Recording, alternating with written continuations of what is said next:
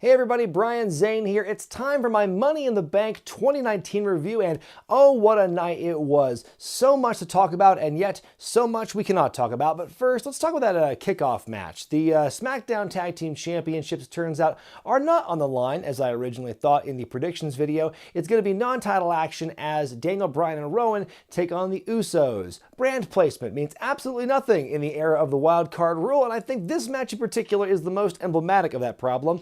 Before the match, the Usos called Daniel and Rowan SpongeBob and Patrick. I feel like a lot of their babyface stuff, like especially on the Revival and now this, a little too hokey for my liking for these guys as babyfaces. Be that as it may, I think the match was kind of a tale of two matches. I think it started out, like the first half of it was like, okay, like a lot of stuff we've seen before from these guys. I wasn't too wowed by, but after that big hot tag with I think Jimmy and Rowan coming in, I think that's when the match really hit a switch and got like a lot more interesting and exciting. At one point, Rowan does a double superplex on the Usos from the top rope, and as he's getting ready for it, I'm like, oh good, I was getting kind of nervous. They looked, they were kind of like slumped, not really in the best position in the world. Hope he get the leverage, and sure enough, he did.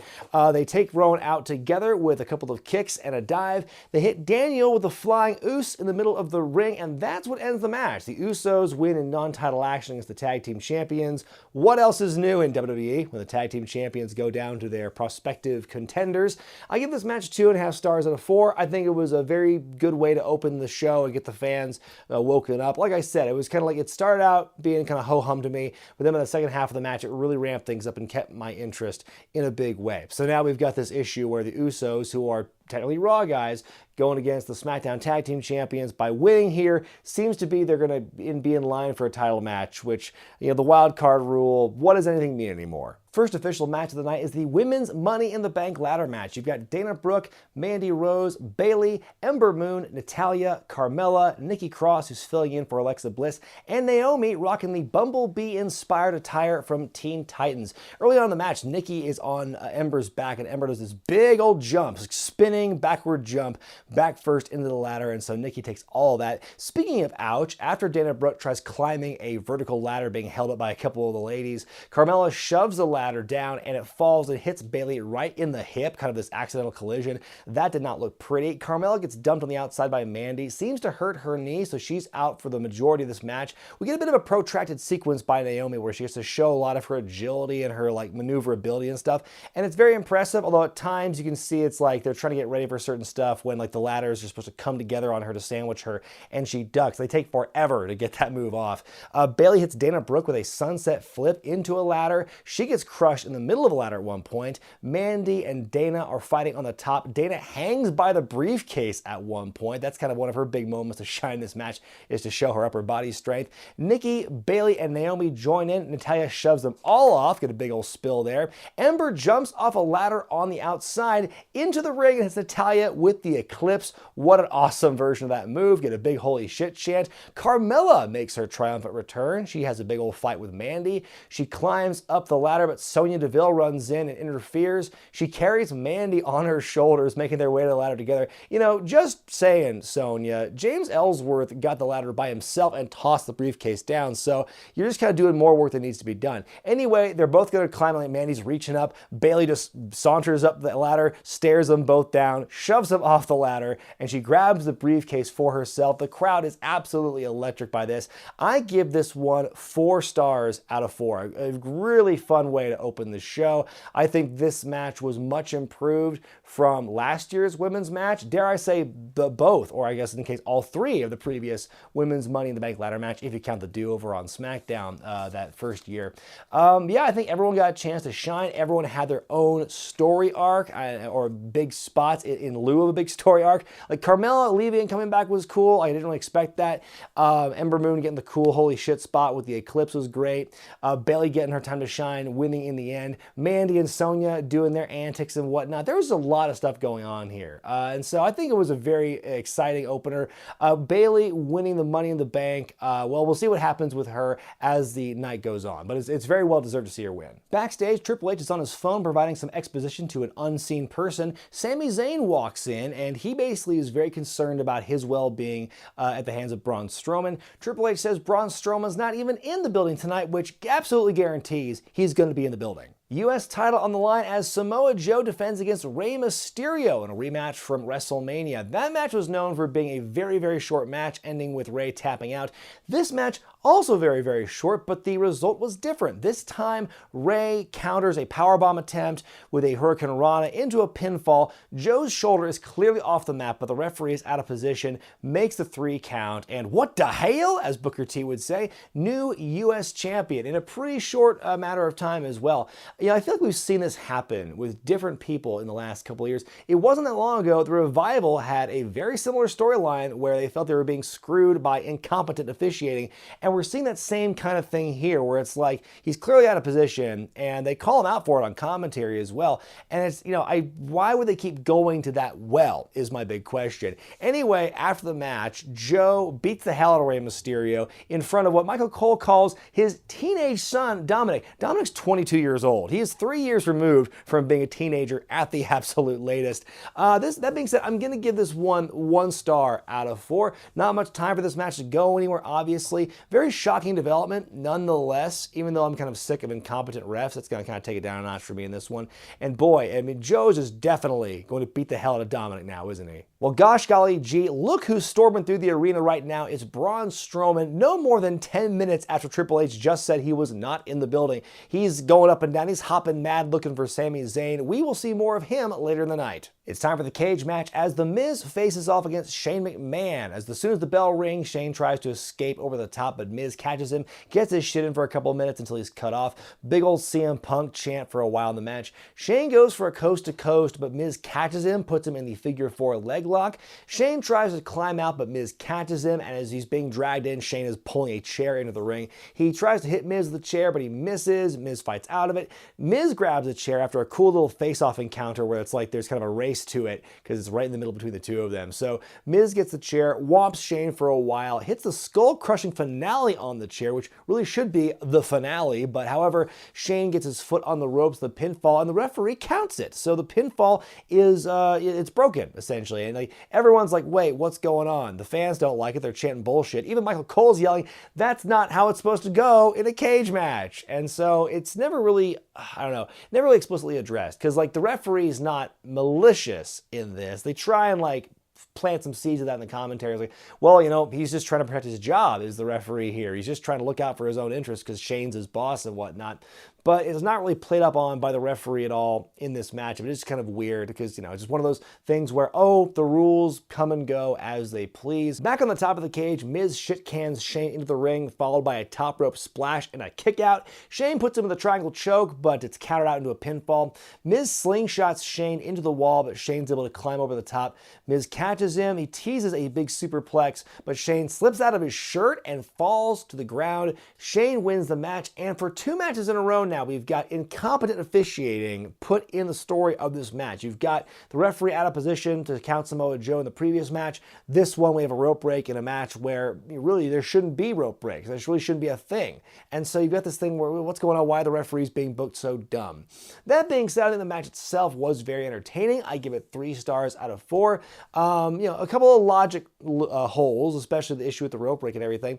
And all I could think of, like a match aside, match quality aside, all I could think was, man, The Miz does not look very convincing as a babyface, does he? Because he lost to Shane at WrestleMania under kind of wonky circumstances, and he lost again to Shane here, again, in kind of wonky circumstances where he either is outsmarted or just dumb luck. That's not very good for a babyface, like, to lose twice to essentially dumb luck or just kind of being outsmarted last minute. Even in the build, they're finding problems how Miz is being booked here because Shane would somehow get the advantage even though Miz had him dead to rights. It's just, I don't know. If they're going to keep going with Miz as a babyface, it's not a very great ending to this opening program for him as a face to lose to Shane McMahon both times in a row here. I mean, I don't know if they're going to have a 3rd match after this, but, you know, I don't know. I wish that Shane was booked as a more convincing babyface because I think the biggest test for someone who just turns heel or just turns face isn't that first feud. It's the second one because usually when they turn, it always has something to do with like the person they're feuding with. Like case in point, Becky Lynch turning against Charlotte last year.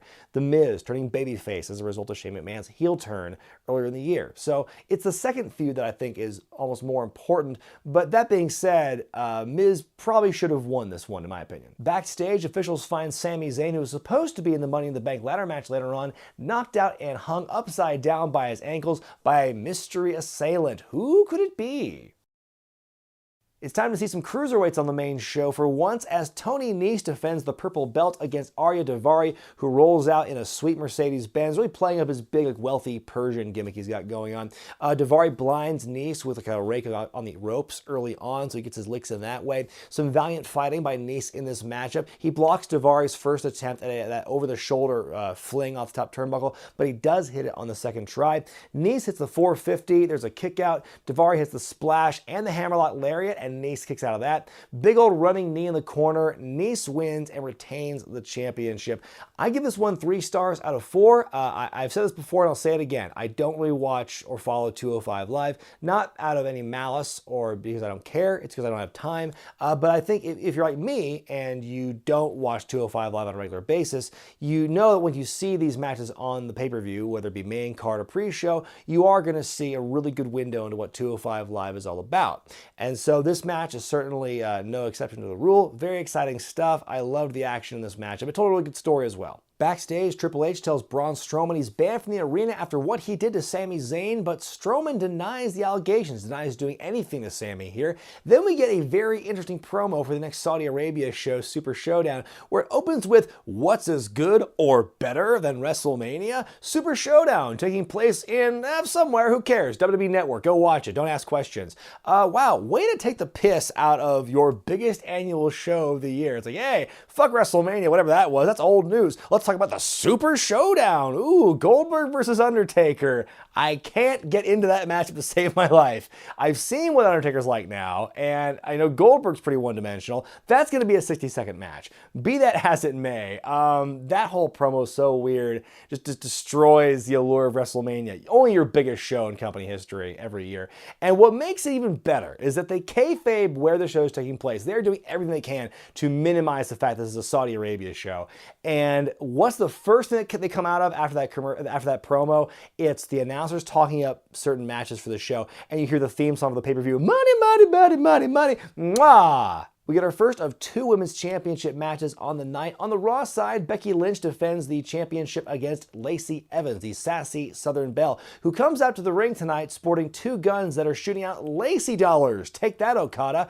Also, on the back of her boots, she has a picture of her punching Becky Lynch in the face. How dope is that for custom gear? I love it.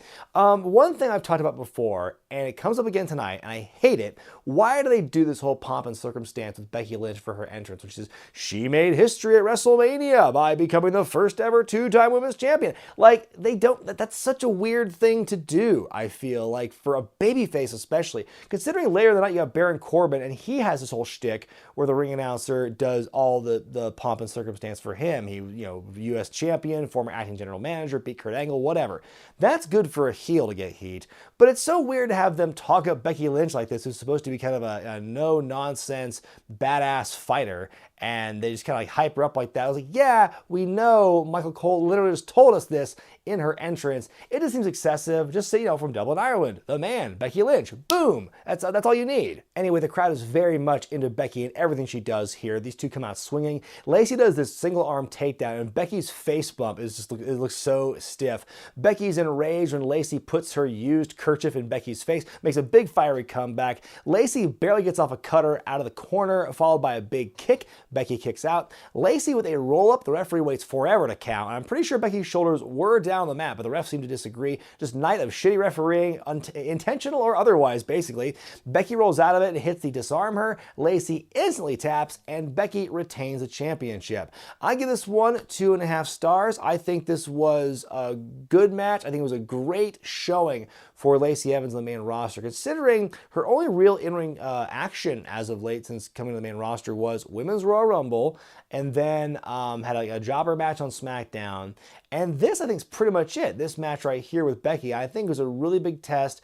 I've never doubted Lacey's abilities. I think she was great on NXT, and I enjoyed her work there. I think she did a really good job here as well. Big test. I think she passed it. The worst part of the match to me was just that one kind of like hiccup moment where she's got Becky rolled up, and the referee's like, right there to count shoulders, and he just doesn't do it. And it's like 3 out of the last 4 or 5 matches had this kind of bullshit with the referee. And again, intentional or otherwise, it's not a good trend. Becky can't celebrate for long because out comes Charlotte Flair. She was power walking and smiling down in the ring because the SmackDown Women's Championship match is happening right now. It's a big old fight between these two. It's just a very different story than what they told you with Becky and Lacey, because for all the history and the build leading up to this matchup, the action in this particular match, I feel, is very well done. They do 2 moments in a row where they had this dramatic kind of like strike off though, where it's like yay, boos and everything. The first one was really impactful. Fans were definitely into that one. Less than a minute later, they go back to that again, and the fans were not into it that time. Charlotte goes for natural selection off the apron, but Becky blocks it. Charlotte eats shit on the outside. The referee is watching Charlotte as he's doing the count. As Becky's leaning back into the ropes, Lacey Evans comes back out, hits the woman's right on Becky. Charlotte comes in, goes for a move, but Becky hits a shock small package. I think she's going to pull out the victory there. A very close kick out. Charlotte with the boot and wins her 9th Women's Championship. I also give this one 2.5 stars. Very strong match. I don't think it's the best of their battles in the last several months though. Still, good nonetheless. And again, very different story from what they told with Lacey Evans, but I think this was also told very effectively. After the match, Becky just beats the shit out of Lacey on the outside until Charlotte joins in and the numbers game becomes too much for Becky. The two of them are just whomping away on her. Bayley, Miss Money in the Bank from just an hour or so before, makes the save. Charlotte gets knocked out as she tries to go for one more kill shot on Bayley, and so the fans are just going nuts as the obvious thing is obvious. Bayley cashes in the briefcase. The match begins, elbow drop, the match ends, and Bayley is the new SmackDown Women's Champion. Now, this is kind of unprecedented because I've said before, the match itself was blah, whatever, but the moment was great, but I usually rank the match. This one, I think, the feeling I got of euphoria from watching this, I give it the 4-star treatment, because really the way they did this whole chapter of the show, from the Becky Lacey match to the Becky Charlotte match to Bayley getting involved and to Bayley cashing in, was just masterfully done. What a story they told. Bayley winning at the end really takes the edge off of Becky losing one of her championships to someone who a lot of fans think needs another championship like she's a hole in the head in Charlotte Flair. So people were pissed about that, which made Bayley winning the belt that much sweeter. I think it's, like I said when she won the briefcase earlier, very well deserved. I mean, especially when you consider in the last year the bullshit Bayley's been through in that feud last year with Sasha Banks that had all this promise, and then they went to couples therapy or something, and then they became a tag team from that. Having what some would call a very lackluster inaugural reign as women's tag team champions. By the way, where the hell are they on this show? And just to have that, to deal with that. And so, like I said, I think when she won the briefcase and the championship, some might say it's a message to Sasha Banks, big middle finger to Sasha Banks. Some say it's a reward to Bayley. Take it for what you will. Be that as it may, I think it was a really great moment to see her cash in like that. And yeah, the fans were definitely all for it. Backstage, Roman Reigns gets ready for his match when Elias in his sweet-ass robe El Kabongs him from behind.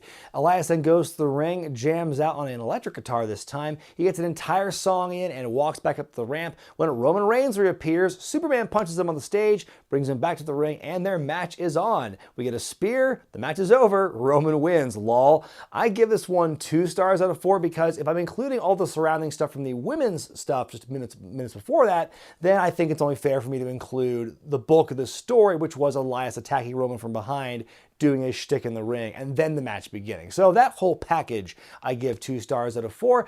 I think it is kind of cheating because I think the fans expected a proper match between these two.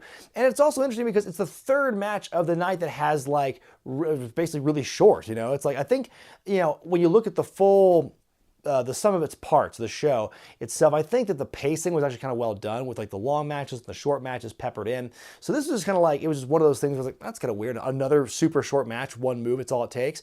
But I think it was, you know, a proper use of Roman Reigns. They didn't overexpose him. And Elias, I don't think looks too bad because he did get his shit in the attack from behind and then doing his song and everything. So it's like he's still there. I would have liked to see a proper match with him, but you know, maybe we'll get one on SmackDown.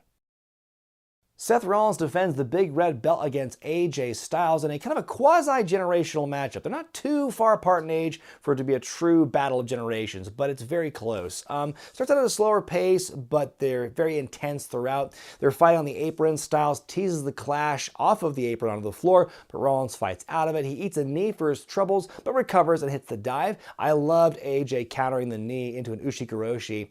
Rollins with a buckle bomb and a splash. AJ kicks out. A huge reverse superplex into a reverse DDT. AJ still kicks out. Last time I saw that, I believe, was the Iron Man match that Seth and Dolph Ziggler had. The inverted version of the suplex Falcon Arrow combo he does. And this one was great. Styles with the calf crusher locked in, but Seth fights out of it with a kick to the head. Great selling by Styles on the kick, and Grazed puts it over as well by saying Styles doesn't even know what planet he's on now. Yeah, or what shape it is either.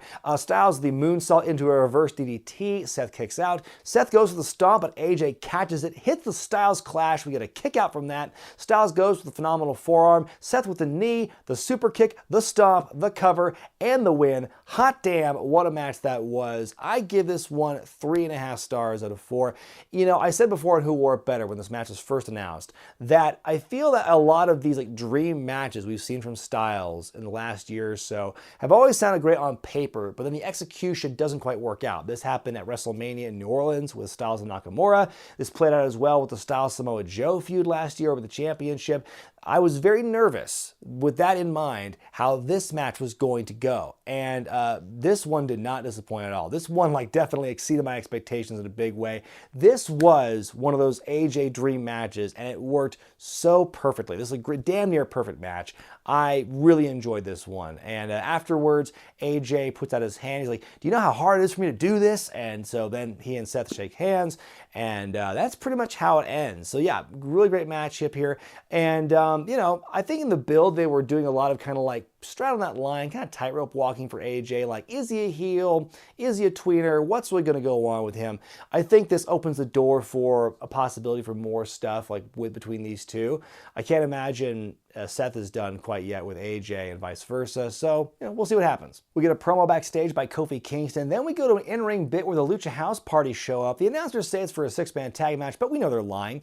As they cut their promo, their music is playing throughout, and I'm confused. Lars Sullivan shows up and beats the hell out of all 3 of the luchadors. At one point, Kalisto does headbutt Sullivan and it makes him bleed hard way. So that's pretty much where it ends though. Lars beats up all 3 of those guys.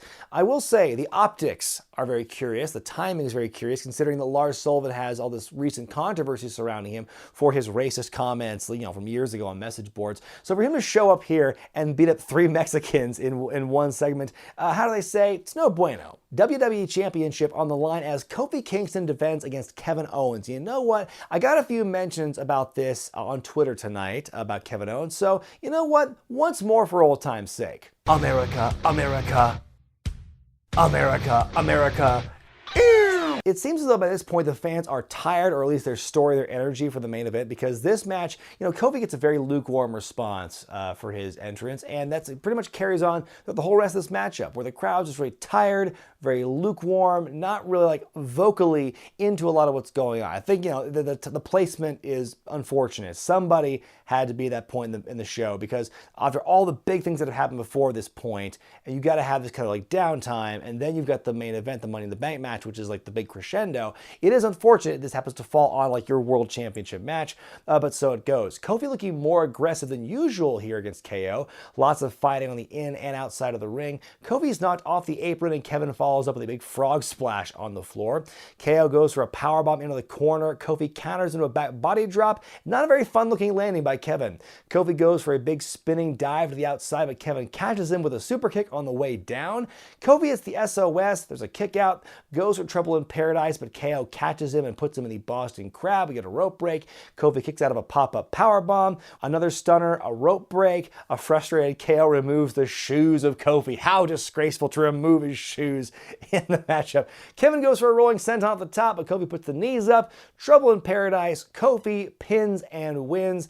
I give this one 3 stars out of 4. Another very good match here on the card. If I had to pick one, I'd say the Seth and AJ match was a little bit better, which is why I rated that one a little bit higher than this one, but not take anything away from this one.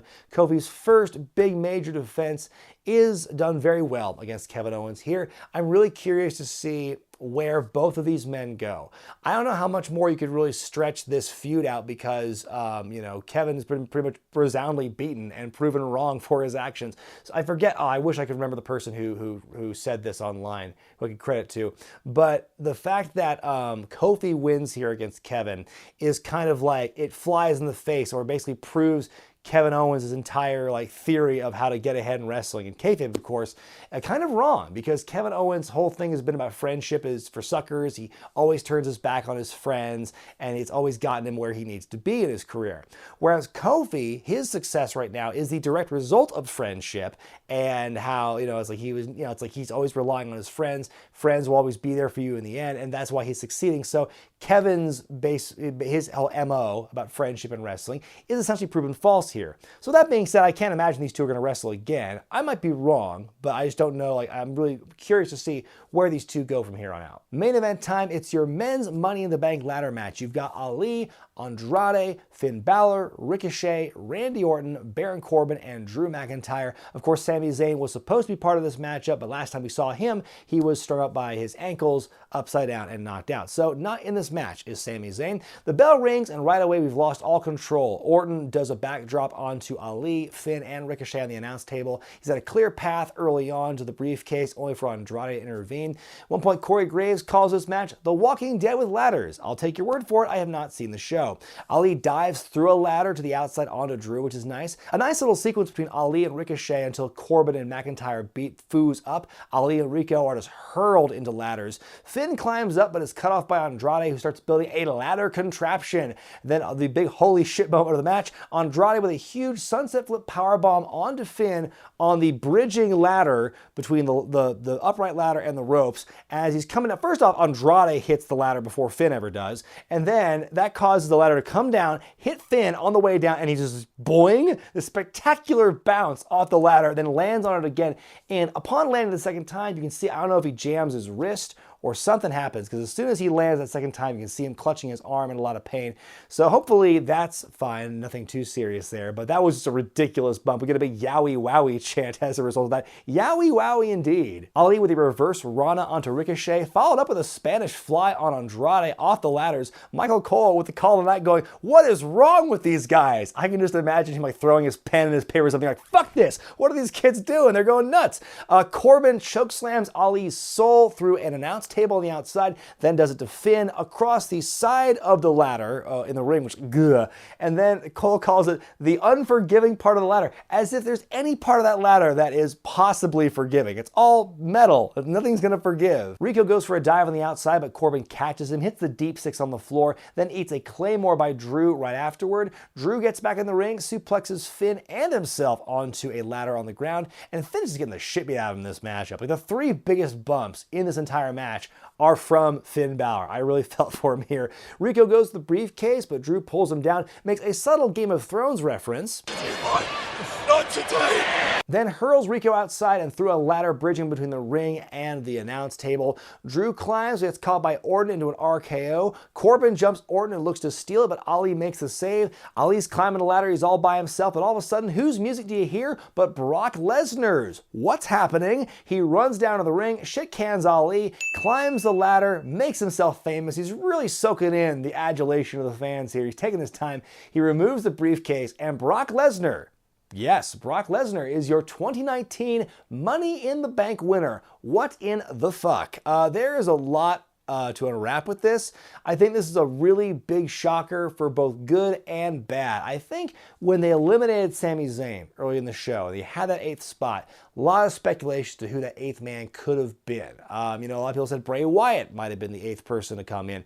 I would never have guessed Brock Lesnar in a million years. A lot of folks have said this online already, so I know I'm far from the first person to say it, but it bears repeating. For Lesnar just to barge in and steal one after those 7 guys beat the holy hell out of each other the entire time leading up to this is one of the most symbolic things I've ever seen, and really is emblematic of the Lesnar treatment. And, I'm shocked by it. I'm surprised. I did not see this coming. At the same time, though, I really wish they could just let the Brock thing go. I feel they keep going to that well. I think really the time for Brock as like a really, a heel you want to see beat up as opposed to a heel you just don't want to see anymore, we've passed that. We long passed that. Last year in New Orleans, we passed that. And so for him to come back like that, I think it's like, that's like so clever because fans are going to hate it and people are going to want to see him lose, I guess. But we've seen that song and dance before. It's happened a lot. I thought we were past that now. It's disappointing. And it really, the fact that he's got the briefcase now makes me think that, he's going to cash in on the Saudi Arabia show or something to get a big pop. So who's going to get fucked over? Is it going to be Kofi or is it going to be Seth? Who's it going to be? If it doesn't happen by then, I will be amazed. And so in that case, if it doesn't happen at Super Showdown, then it gets a little more interesting because you've got this guy who really shows up whenever, and especially the surprise element of the cash in. If it doesn't happen in Saudi Arabia, then it could happen literally any time and for any reason, and it will be a surprise. So, because Lesnar he's not there all the time. So I can see them turning that into something that's very exciting as well, very interesting, curious, you might say. But again, I'm kind of tired of Brock Lesnar in this position. I loved him in his prime, and I've said that before. His current incarnation, it's grown a little thin on me. And so, I just want to move on from that. I thought we moved on after WrestleMania. That being said, I do give this ladder match 3.5 stars. I am docking it the half star for all the Lesnar hooey, but besides that, the match is still really fun. Even if you factor in the shock value of Lesnar showing up, I think it really added to the drama of that match. The high flyers, everyone brought it in this match. The high flyers definitely almost killed themselves on more than one occasion in this one. The big guys like Corbin and McIntyre, they did their job very well, and I think everyone just did a really good job in this matchup, and it was, except for kind of like a lame swerve at the end, I think the match was definitely main event caliber, some insane stuff you saw in that matchup, and very exciting way, interesting way to close out the show. Leaves a lot of questions, makes some people upset, but you know what? People are already mad about Game of Thrones ending the way it did, so I think what's one more thing to piss people off?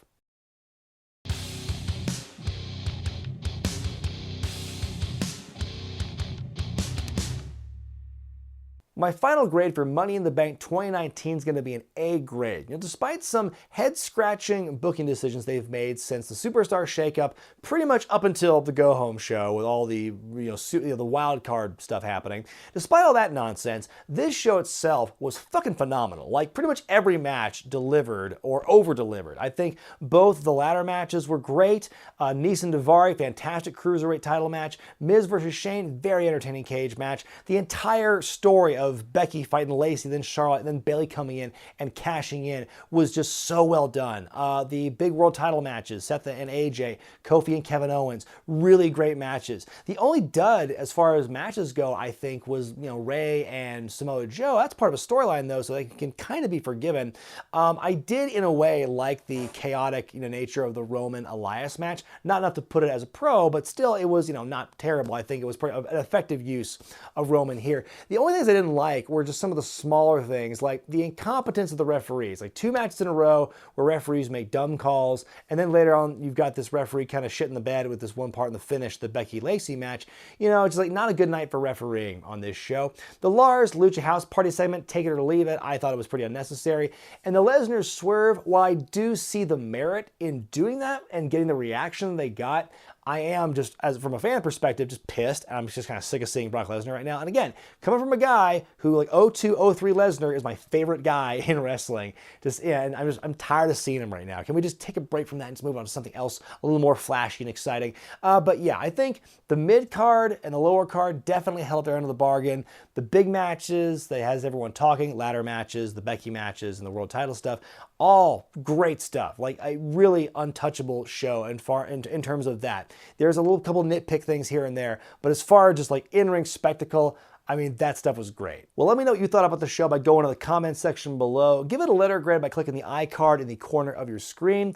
I'm Bryan Zane, and I'll see you next time.